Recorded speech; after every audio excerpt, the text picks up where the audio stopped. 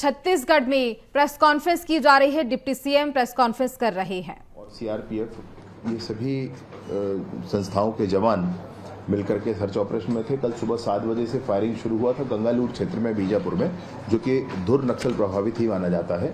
और वहां पर ये फायरिंग शुरू होने के बाद दोपहर शाम तक बड़ी स्पष्टता के साथ समाचार आई कि 26 नक्सली इसमें मारे गए हैं और उनके शव भी बरामद किए गए हैं। शिनाख्ती का काम आज और कल में पूर्ण किया जाएगा। उनमें कितने के इनाम है, कितने नक्सली उसमें हैं, इन सारी चीज़ों को ये निर्धारित किया जाएगा। साथ ही साथ 4 नक्सली और भी हमारे कांकेर के ऑपरेशन में, जिसमें डीआरजी कांकेर, बस्तर फाइटर्स और बीएसएफ के जवान संयुक्त रूप से काम कर रहे थे। तो कांकेर और नारायणपुर के बॉर्डर एरिया में एक यह ऑपरेशन हुआ जिसमें 4 और लोग मारे गए। इस तरीके से बड़ी उपलब्धि जो नक्सल प्रभावित नक्सल ऑपरेशन के लिए मिली, वो 30 नक्सली कल मारे गए हैं। ये हम सबको ध्यान आया है। मैं इसके लिए विशेष रूप से AK-47 SLR, इंसास राइफल और 303 रॉकेट लॉन्चर, BGL लॉन्चर समेत अनेक तरह के विस्फोटक आदि भी इस पूरी प्रक्रिया में बरामद हुए हैं। TCOC के समय को उचित समझ करके एक मीटिंग अरेंज किया गया था जिसमें इनको घेरा गया और ये संघर्ष के दौरान इन्होंने फायरिंग की और फायरिंग करते जब इन्होंने की तो जवाबी फायरिंग में इनकी मृत्यु हुई। तो इन नक्सलियों के इस बीजापुर में विशेष रूप से इस मृत्यु के उपरांत बहुत बड़ी सफलता हमारे जवानों को मिली है। मैं विशेष रूप से इन सारी बातों के साथ साथ आपको और कुछ बातें बताना चाहता हूं कि 25 वर्षों से जब हम पामेड़ जा रहे थे, बीजापुर से पामेड़ जाया जाता था, अभी विगत 25 वर्षों से बीजापुर से पामेड़ जब जाते थे तो तेलंगाना से होकर जाना पड़ता था। अब और ये दूरी हमको 250 किलोमीटर पड़ती थी बीजापुर से पामेड़ जाने के लिए। अब सुरक्षा बल के जवानों के अभियान से बीजापुर से पामेड़ सीधे कोंडापल्ली तर्रेम होकर के जाया जाता है और यह 90 किलोमीटर में पहुंचते हैं। जो आपको तेलंगाना होकर के जाना पड़ता था, अब ये 90 किलोमीटर पहुंचते। ये सड़क प्रारंभ हुआ है, न सिर्फ सड़क प्रारंभ हुआ है वरन वहां पर बस भी चलना प्रारंभ हो गई। सुबह से प्रत्येक दिन ये बस चलती है। लोगों में बड़ा सुकून है इस विषय को लेकर के। आपको कुछ और ऐसी ही जानकारियां मैं विशेष रूप से देना चाहूँगा। गारपा, कल नारायणपुर के युवा आए थे, आज एक और जिले के युवा यहाँ आएंगे। कल नारायणपुर के युवा आए थे, उनसे भी मैंने बात भी की और वैसे भी पुराना रिपोर्ट इसमें है। 25 वर्षों से गारपा नामक स्थान पे जो साप्ताहिक बाजार लगता था वो बंद था। अभी वो साप्ताहिक बाजार भी वहाँ पे प्रारंभ हुआ है। यहाँ पर पुजारी कांकेर और कोंडापल्ली, विशेष रूप से पुजारी कांकेर का नाम किस तरीके से पुअर्ती जैसे लिया जाता था कि बड़ा ही गढ़ है नक्सलियों का, इस पुजारी कांकेर में भी साप्ताहिक बाजार प्रारंभ हो गया है। लोगों का आना जाना प्रारंभ हो गया है। कोंडापल्ली में भी साप्ताहिक बाजार प्रारंभ हुआ है, आना जाना प्रारंभ हुआ है। नारायणपुर से मसपुर, बीजापुर से पामेड़, दंतेवाड़ा से अरनपुर, जगरगुंडा, यहाँ तक बस सेवाएं भी सुचारू रूप से चल रही हैं। बस सेवाएं भी प्रारंभ हो गई हैं। मोबाइल टावर 577 मोबाइल टावर लगाए गए हैं और जितने आवश्यक होंगे वो सारे मोबाइल टावर वहां लगाने का प्रावधान हमारे पास अब है। साथ ही साथ नारायणपुर के मसपुर में, कस्तूरबेटा में, एरकाभट्टी में, ऐसे ही बीजापुर के गुंडम में, मुतवंडी में और धर्मावरम में, सुकमा के टेकलगुड़म में और बेदरे में, इन सभी स्थानों पर जो आप ये सभी नाम आपको ध्यान में होंगे। टेकलगुड़म का नाम आपको 2021-22 से ध्यान में होगा, बेदरे का नाम आपको ध्यान में होगा और कस्तूरबेटा का नाम आपको ध्यान में होगा। गुंडेम का नाम अभी ध्यान में होगा। माननीय अमित शाह जी का वहाँ प्रवास हुआ था, उन्होंने कहा था कि मैं यहाँ पर मोबाइल टावर आपको लगा कर देता हूँ। इन सारे स्थानों पर मोबाइल टावर लगकर प्रारंभ हो गया है। साथ ही साथ आपको यह भी बताना चाहता हूँ कि नई जो नीति, सरेंडर नीति थी, उसका भी अनुमोदन मंत्रिमंडल से हो चुका है और उस अनुमोदन के उपरांत ऐसे लोग, एक समिति जो जिले स्तर पर बनी है, वो जिले स्तर की समिति इस बात का निर्धारण करेगी कि ये जो नक्सली कह करके आ रहे हैं, सरेंडर कर रहे हैं, ये वस्तुतः वही है कि नहीं है, इसका निर्धारण करने के लिए, इसका चेक करने के लिए एक समिति का गठन प्रत्येक जिले में है।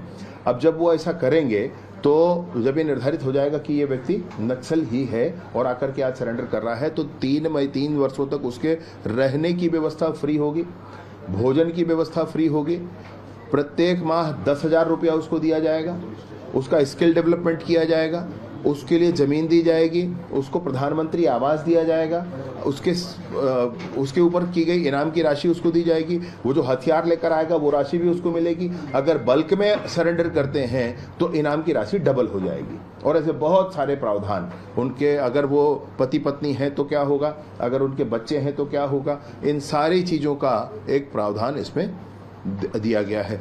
देश का सर्वश्रेष्ठ मैं कहता हूँ सरेंडर पॉलिसी अभी है। बहुत अधिक आगे बढ़कर माननीय मुख्यमंत्री जी ने माननीय अमित शाह जी के मार्गदर्शन में इसका अनुमोदन किया है। और ये सरेंडर पॉलिसी लागू होने के बाद मैं सोचता हूँ कि सरेंडर की संख्या और भी आगे बढ़ेगी। इसके साथ ही साथ आपको एक दो बातें और बताना चाहता हूँ। जैसे हमारे जितने भी शहीद परिवार थे उनकी विभिन्न मांगें थी, ये उनकी सुनवाई का विषय। तो हर महीने के दूसरे बुधवार को या तीसरे बुधवार को ये आईजी रेंज पर सुनवाई हर जगह निर्धारित कर दी गई है। ये निर्धारित रूप से उस पर बैठेंगे, उस दिन सुनेंगे। उनकी मांग थी कि हमारे जो शहीद हुए हैं हमारे फैमिली मेंबर, उनकी मूर्ति लगाई जाए। तो वीर बलिदानी इस योजना के अंतर्गत हम लोग 10 करोड़ रुपया अभी पंचायत विभाग के माध्यम से दिया गया है। और 10 करोड़ से अभी प्रारंभिक तौर पर लगभग मैं सोचता हूँ 500-600 मूर्तियां हम प्रारंभिक तौर पर लगाएंगे। 3 लाख रुपए से कुछ 3,03,000 कुछ अधिक ये करके इसका टोटल है। उसका स्टेज बनेगा, शेड बनेगा, मूर्ति बनेगी। इस पूरी राशि के लिए, पूरे प्रावधान के लिए इतनी राशि लगभग इसका है। डिज़ाइन तैयार है, टेंडर लगभग हो चुका है। इसमें मूर्तिकारों से टेंडर करना है, एक थोड़ा अलग काम होता है। तो मूर्तिकारों से भी टेंडर की प्रक्रिया हो गई है। अब आने वाले समय में हम सैकड़ों की संख्या में गाँव में मूर्तियों की स्थापना करेंगे, हमारे शहीदों की मूर्तियों की स्थापना करेंगे। ये बड़ी लंबी मांग थी लोगों की, शहीद परिवारों की, वह मांग भी अब की जा रही है। पंचायत विभाग भी अब इसमें आगे बढ़कर के काम कर रहा है, विशेष रूप से नक्सल सरेंडर की दिशा में। और एलवद पंचायत अभियान, ऐसा अभियान लेकर चल रहे हैं। मेरी चर्चा हुई जिला पंचायत के सदस्यों से, जनपद पंचायत के सदस्यों से और सरपंचों से, और मैंने उनसे कहा कि क्या यह संभव है कि आपके ग्राम पंचायत के अंतर्गत आने वाले ग्रामों में जो लोग भी नक्सलवादी गतिविधियों में संलिप्त रहे हों उनको आप सरेंडर करा दें। तो कहा कि हम करा सकते हैं। फिर मैंने कहा कि क्या यह भी संभव है कि आप अपने पंचायत से इस बात की घोषणा कर दें, अच्छा अर्थात पंचायत का प्रस्ताव कर दें कि हम माओवाद से मुक्त हुए। तो कहा कि यह भी किया जा सकता है। जब मैंने उनसे पूछ लिया, उनका एश्योरेंस रहा, तब मैंने माननीय मुख्यमंत्री जी से आग्रह किया और माननीय मुख्यमंत्री जी ने इस बात का हम सबको हरी झंडी दी है, क्लियरेंस दिया है कि इस अभियान को चलाया जा सकता है। तो एलवद पंचायत के माध्यम से अगर कोई पंचायत अपने अंतर्गत आने वाले ग्रामों के सभी जो नक्सल गतिविधियों में संलिप्त लोग हैं उनको सरेंडर करवाते हैं और यह घोषणा करते हैं, इस बात का प्रस्ताव करते हैं पंचायत में कि हमारा पंचायत माओवाद मुक्त हुआ, तो उस पंचायत को तुरंत ही 1 करोड़ के निर्माण कार्य स्वीकृत किए जाएंगे। साथ ही साथ उस पंचायत में मोबाइल नेटवर्क की सुविधा चाहे टावर लगाकर या बाजू वाले टावर से वहां उपलब्ध कराई जाएगी। वहां पर विद्युत वाला तार खींचकर विद्युत कनेक्शन ले जाया जाएगा और जब तक विद्युत कनेक्शन नहीं जाता है तो उसमें सोलर लाइट की व्यवस्था की जाएगी। यह एलवद पंचायत अभियान के अंतर्गत हम लोग आगे करने वाले हैं, जिसमें पंचायत विभाग के माध्यम से भी और सभी विभागों को जोड़ करके हम लोग एक बल्क में सरेंडर लोगों का हो सके, नीचे क्लियर हो सके। जैसे ओडीएफ पंचायत होता था, उसी पैटर्न पे आप सोच लीजिए कि अब माओवाद मुक्त हो गया है, ऐसा पंचायतें भी डिक्लेयर करेंगी।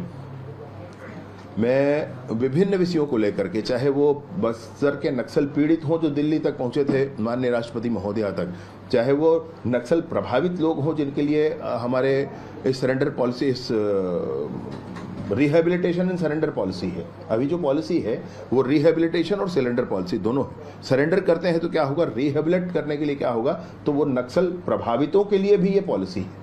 जो अभी पॉलिसी आई है वह नक्सल प्रभावितों के लिए भी आई है। मान लीजिए कोई ऐसा बच्चा है जिसके माता पिता दोनों को नक्सलियों ने मार दिया है, तो अनिवार्यतः उसको हॉस्टल में एडमिशन दिलाया जाएगा, उसके पूरे शिक्षा की व्यवस्था की जाएगी, बालिग होते तक इन सारी बातों की व्यवस्था भी नए सरेंडर पॉलिसी में है। ऐसे लोग जो अपने गांव को छोड़ करके उनको शहरों में या कस्बों में आकर रहना पड़ रहा है नक्सल प्रताड़ना के कारण, उनके लिए भी अलग अलग प्रावधान हैं। उनको आर्थिक अनुदान भी है, उनको जमीनें भी देने के प्रावधान है। ऐसे लंबे चौड़े प्रावधान इसमें किए गए हैं। आप एक बार थोड़ा विस्तृत रूप से देखेंगे तो आपको ध्यान में आएगा। तो चाहे वो सरेंडर पॉलिसी हो, नक्सलियों के लिए, चाहे वो नक्सल पीड़ितों के लिए उनके पुनर्वास की व्यवस्था हो, इन सारी बातों की व्यवस्था हो गई है। साथ ही साथ पंचायत भी उसमें आगे बढ़ कर के काम कर रहे हैं। आपको अभी ध्यान होगा, बहुत सारे स्थानों पर पहली बार मतदान हुआ है, पहली बार लोगों ने वोट डाला है।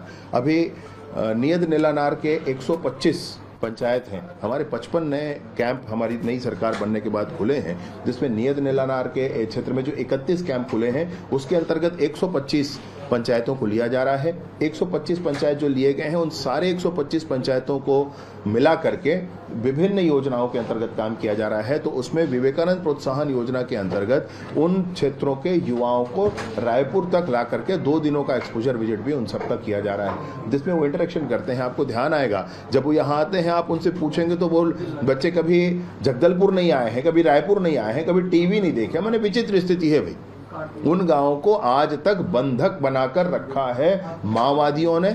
उन गांवों में स्कूल, अस्पताल, आंगनबाड़ी, बिजली, पानी, सड़क और मोबाइल टावर आज तक नहीं जाने दिया है। इसलिए क्योंकि जैसे ही ये सब होगा वैसे ही उनके चंगुल से वो छूट जाएंगे। जिस तरीके से चीन में माओवादी सरकार ने चीन की जनता को गुलाम बना कर रखा है, वैसे ही गुलाम बना करके यहाँ बस्तर की जनता को इन माओवादियों ने रखा है। इन माओवादियों को के चंगुल से वहाँ की जनता को मुक्त कराना आवश्यक ही है। 48 नए मतदान केंद्र बनाए गए हैं। 30 गांव ऐसे हैं जिसमें पहली बार झंडा फहराया गया है। 26 जनवरी और उसके बाद अभी 15 अगस्त को आपको ध्यान होगा, अभी 26 जनवरी को फिर से पहली बार झंडा फहराया गया है, जहां भारत का संविधान विस्तारित हुआ है। भारत के संविधान को रोक करके वो अपने संविधान को बनाने की कोशिश कर रहे थे, परंतु भारत का झंडा, भारत का ध्वज अब वहां फहराया है। बस्तर ओलंपिक में 1,65,000 युवाओं ने भाग लिया था बस्तर के। और अभी बस्तर ओलंपिक में विशेषता थी, 3 बातों की आपसे बताना चाहता हूं। पहला ये कि उसमें नक्सल पीड़ित जो थे, जिनको नक्सली आईडी ब्लास्ट से, नक्सली गोली लगने से जो जीवन भर के लिए दिव्यांग हो गए थे, उन्होंने भी बस्तर ओलंपिक में भी भाग लिया था, वो भी दौड़ लगाए थे। उनका तो वो था, व्हील चेयर दौड़ था। फिर नक्सल सरेंडर्ड जो थे, जो सरेंडर होकर के वापस मुख्यधारा में आए, उनका भी वो खेल था और युवाओं का भी खेल था। ऐसे 3 अभियान थे। इसके साथ ही साथ बस्तर ओलंपिक के समय जब तेलंगाना, उड़ीसा, महाराष्ट्र, मध्य प्रदेश और असम, इन सभी राज्यों से वो लोग जिन्होंने सरेंडर किया है और सरेंडर करके आज वो मुख्यधारा में है, वो लोग जब आए थे तो उनके माध्यम से पूरे बस्तर में उनका भ्रमण हुआ था 3 दिनों तक। उन्होंने सबको बताया था कि हम स्वयं भी पहले बंदूक लेकर जंगलों में घूमा करते थे, निरर्थक था सब कुछ। अब हम लोग मुख्यधारा में आए हैं और मुख्यधारा में पूरी जनता के साथ मिलकर चल रहे हैं। ऐसे भी अभियान वहां पर उस समय बस्तर ओलंपिक में किए गए थे। अभी वर्तमान में बस्तर पंडुम चल रहा है। बस्तर में 2 चीजें प्रिय हैं सबके बीच में, मुझे ध्यान आया है। एक तो ये है खेल उनको प्रिय है, तो बस्तर ओलंपिक किया गया, और दूसरा उनको अपनी संस्कृति से बड़ा प्रेम है। तो उनकी संस्कृति में उनका पहरावा क्या है, गहने क्या हैं, वाद्यंत्र क्या है, गीत क्या है, उनके संगीत कैसे हैं, उनके नाट्य कैसे हैं, उनके भोजन कैसे हैं, पेय पदार्थ कैसे हैं, इन सारे विषयों को लेकर के कैसे इसको उभार करके सबके बीच में लाया जा सकता है, इसके लिए बस्तर पंडुम, पंडुम मतलब कार्निवाल, बस्तर कार्निवाल आप कह सकते हैं, बस्तर पंडुम का आयोजन वहां किया जा रहा है, अभी चल ही रहा है। और अप्रैल महीने में 1, 2 और 3 तारीख को बड़ा आयोजन वहां पर है। बड़े डोम लगा करके बस्तर के इन सारे विषयों को पूरे देश दुनिया के सामने ला करके रखा जाएगा। बस्तर की अद्भुत संस्कृति है, अद्भुत संस्कृति है, उसको सबके बीच में रखा जाएगा, जिसमें बस्तर के जितने मांझी हैं, 85 लगभग मांझी हैं बस्तर में, उन सब मांझियों को भी उसमें आमंत्रित किया गया है। बस्तर के अन्य गणमान्य लोग भी आएंगे, बस्तर में कितने पद्मश्री प्राप्त लोग हैं वह भी उसमें आएंगे। ऐसे सारे लोगों को बुला करके बस्तर पंडुम का आयोजन किया जा रहा है। इन सारे अभियानों के साथ मैं सोचता हूं कि जब संस्कृति के क्षेत्र में भी काम हो रहा है, युवाओं के भी क्षेत्र में काम हो रहा है, अभी जितने युवा आते हैं यहाँ पे, मैं पहला प्रश्न पूछता हूं कि क्या नक्सलवाद समाप्त होना चाहिए? एक स्वर में सब कहते हैं कि नक्सलवाद समाप्त होना चाहिए, एक स्वर में कहते हैं। पामेड़ के बच्चे कहते हैं, तर्रेम के बच्चे कहते हैं कि नक्सलवाद समाप्त होना चाहिए। तो कौन चाहता है इस नक्सलवाद को? बहुत स्पष्टता इस बात में अब सबके बीच में आ गई है। और अब तक तो सरकारें तैयार थीं, कोई मंत्री, कोई नेता तैयार थे, अब जनता तैयार है। मैं स्पष्टता के साथ आपके सामने विषय रखना चाहता हूँ। माननीय अमित शाह जी का संकल्प बड़ा है। उन्होंने नॉर्थ ईस्ट की इंसर्जेंसी खत्म कर दी, 370 खत्म कर दिया, भारत में इधर उधर होने वाले बम धमाके खत्म हो गए, आतंकवादी हमले खत्म हो गए। ऐसे लौह पुरुष ने निर्णय लिया है कि मार्च 2026 तक बस्तर से लाल आतंक समाप्त होगा, सशस्त्र नक्सलिज्म समाप्त होगा, और माननीय विष्णुदेव साय जी का बड़ा मार्गदर्शन है। मैं सोचता हूं कि इसमें कहीं कोई संशय नहीं है इन सारे विषयों को लेकर के। कल शाम को एक पोस्ट भी गृह मंत्री ने किया सोशल मीडिया पे, उन्होंने कहा है कि 31 मार्च से पहले अगले साल तक नक्सलवाद खत्म हो जाएगा। उन्होंने कहा है कि अगले